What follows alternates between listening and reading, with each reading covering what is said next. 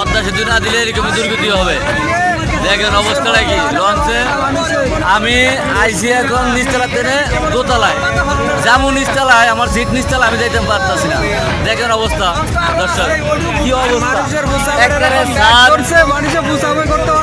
ছাদেও পা ছোঁয়ার জায়গা নাই। আর এই দেখেন দোতলার কোনো পা ছোঁয়ার কোনো লাইন গেট তো নাই, মানুষ বস্তা লইয়া মাথায় লিয়া খাড়ে রয়েছে।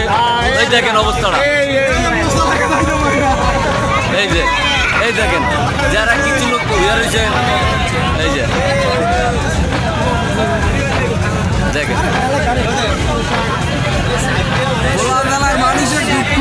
ভোলা জেলার মানুষের দুঃখ। যদি হিরে এবার নির্বাচনের পরে এছাড়া দেখি না, যদি বিএনপি আসে তাহলে হবে, করতে হবে, এরকম দুর্গতি করতে হবে।